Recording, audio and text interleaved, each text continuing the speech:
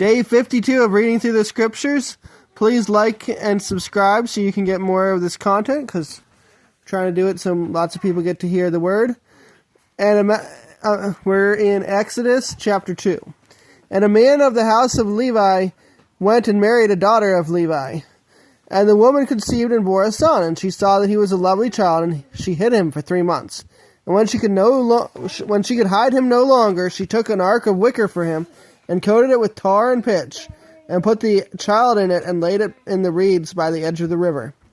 And his sister stood at a distance to know what would be done to him. And the daughter of Pharaoh came down to wash herself at the river, and her young women were walking by the riverside. And when she saw the ark among the reeds, she sent her female servant to get it. And she opened it and saw the child, and see the baby wept. So she had compassion on him and said, "This is one of the children of the Hebrews." And his sister said to Pharaoh's daughter, "Shall I go and call a nurse for you from the Hebrew women to nurse the child for you?"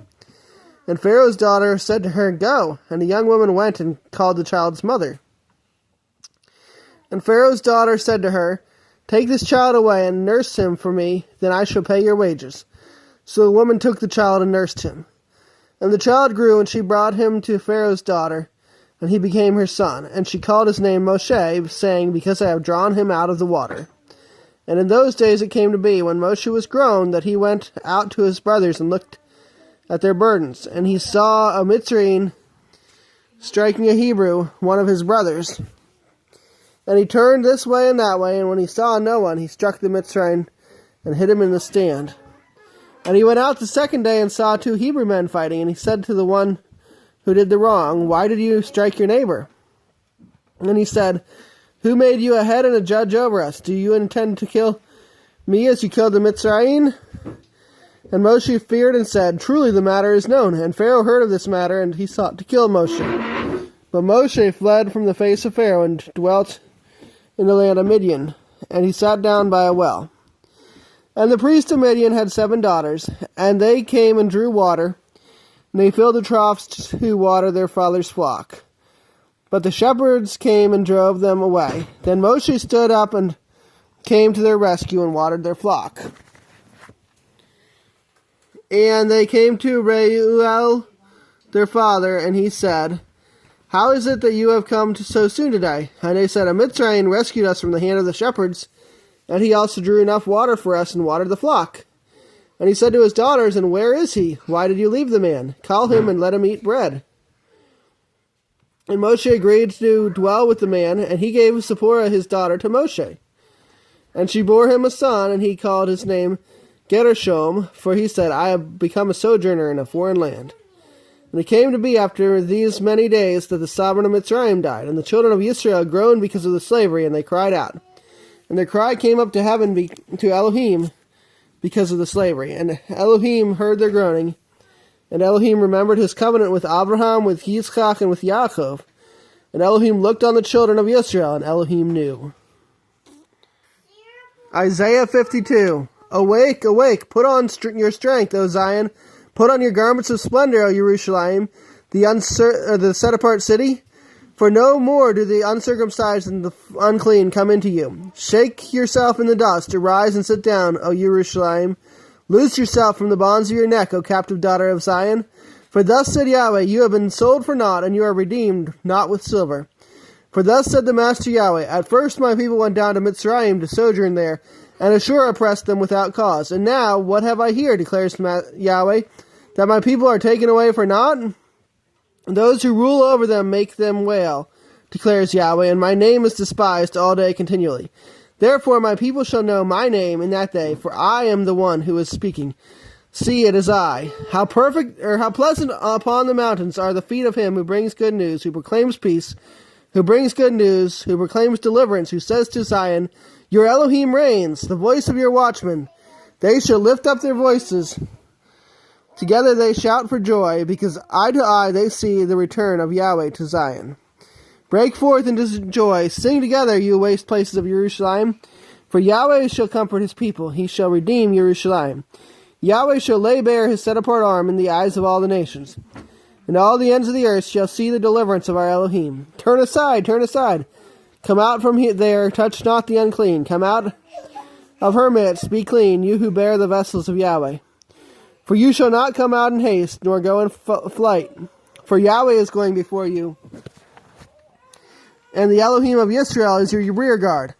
See, my servant shall work wisely. He shall be exalted and lifted up and very high. As many were astonished at you, so the disfigurement beyond any man's, and his form beyond the sons of men. He shall likewise startle many nations. Sovereigns shut their mouths at him.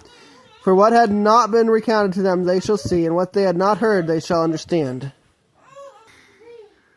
Okay, Psalm 52 is the next chapter. I'm actually going to do that last after our New Testament passage because I read 52 yesterday, so if you don't want to watch that again, then I'll put it at the end.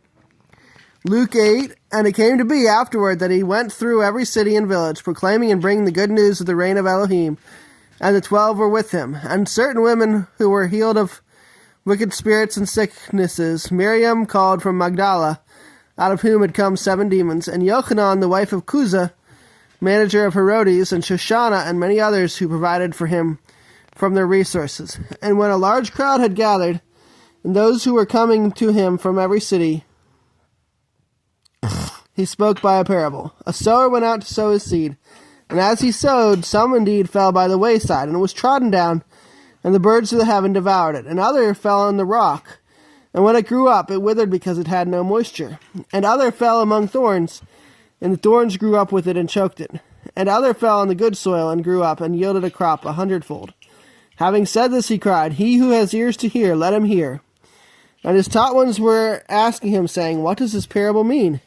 And he said, To you it has been given to know the secrets of the reign of Elohim, but to the rest in parables, that seeing they do not see, and hearing they do not understand. And this is the parable. The seed is the word of Elohim. And those by the wayside are the ones who hear. Then the devil comes and takes away the word from their hearts, lest having believed they should be saved. And those on the rock are those who, when they hear, they receive the word with joy, and these have no root, who believe for a while, and in time of trial fall away. And that which fell among thorns are those who, when they have heard, go out and are choked with worries and riches and pleasures of life, and bring no fruit to perfection. And that on the good soil are those who, having heard the word with a noble and good heart, retain it and bear fruit with endurance. And no one, having lit a lamp, covers it with a vessel or puts it under a bed, but he puts it on a lampstand, so that those coming in see the light. For whatever is hidden shall be revealed, and whatever is secret shall be known and come to light. Therefore take heed how you hear. For whoever possesses, to him more shall be given, and whoever does not possess, even what he thinks he possesses, shall be taken from him. And his mother and brothers came to him, and were unable to get to him because of the crowd. And it was reported to him, saying, Your mother and your brothers are standing outside, wishing to see you. And he answering said to them, My mother and my brothers are those who are hearing the word of Elohim and doing it. And on a certain day it came to be that he entered into a boat with his taught ones, and he said to them, Let us go over to the other side of the lake. And they set out. And as they were sailing, he fell asleep. And a windstorm came down on the lake, and they were filling up, and were in danger. And they came to him and woke him, saying, Master, Master, we are perishing. And he awoke and rebuked the wind and the raging of the water. And they ceased, and there was a calm. There came a calm. And he said to them, Where is your belief? And they were afraid, and marveled, saying to one another, Who then is this, that he even commands the winds and water, and they obey him? And they sailed to the country of the Gadarenes, which is opposite Galilee. And as he went out onto the land, he was met by a certain man from the city, who had demons for a long time. And he wore no garments, and he was not living in a house, but in the tombs. And when he saw Yeshua, he cried out, fell down before him, and with a loud voice said, What have I to do with you, Yeshua, Son of the Most High Elohim? I beg you, do not torture me. For he had commanded the unclean spirits to come out of the man. For it had seized him many times, and he was bound with chains and shackles, being guarded. And breaking the bonds, he was driven by the demon into the lonely places. And Yeshua asked him, saying, Who is your name, or what is your name? And he said, Legion, because many demons had entered into him. And they were begging him that he would not command them to go out into the bottomless pit. And a herd of many pigs was feeding there on the mountain. And they begged him to allow them to go into them. And he allowed them. And the demons, having gone out of the man, entered into the pigs, and the herd rushed down the steep place into the lake and drowned. And when those feeding them saw what had taken place, they fled and reported it in the city and in the country.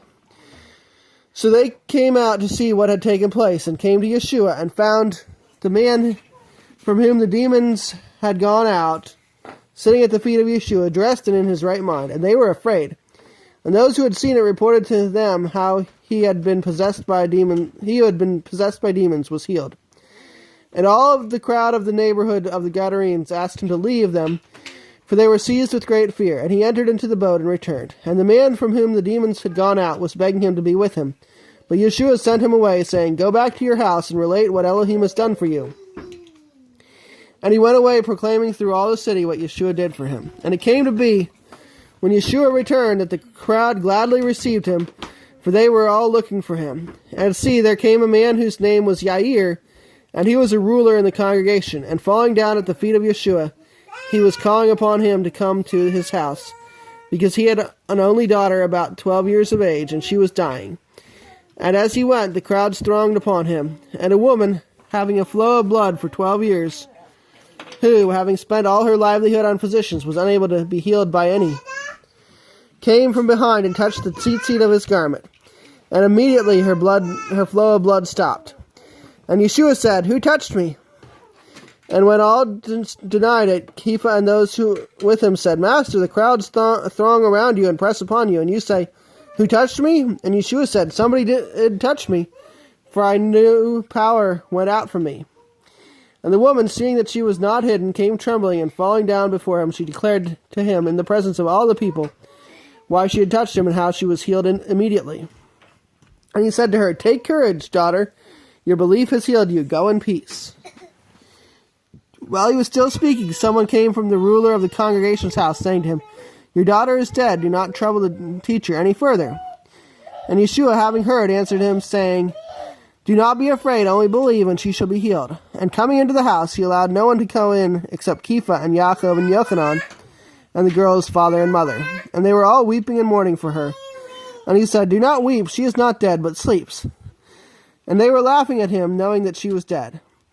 But taking her by the hand, he called, saying, 'Child, arise.' And her spirit returned, and she rose up immediately, and he directed that she be given food to eat. And her parents were astonished, but he ordered them to say to no one what had taken place." Okay, we are going to go back to Psalms and try to read that. My voice is kind of dying. A lot to say, but I don't believe Messiah would have killed pigs if pigs were actually food. I think he was telling us that pigs are not food by letting these pigs die. Okay. Trying to get back to Psalm 52. Alright, there we are. "Why do you boast in evil, O mighty man? The loving commitment of El is all day long. Your tongue devises destruction, like a sharp razor working deceit. You loved evil more than good, lying more than speaking righteousness. Selah. You loved all devouring words, O tongue of deceit. Let El also break you down forever, take you and pluck you out of your tent. And he shall uproot you from the land of the living. Selah. And let the righteous see and fear and laugh at him, saying, See the man who did not make Elohim his strength, but trusted in many riches, being strong in his destruction. But I am like a green olive tree in the house of Elohim. I have trusted in the loving commitment of Elohim forever and ever. I thank you forever because you have done it, and in the presence of your..." Alright, gotta change page.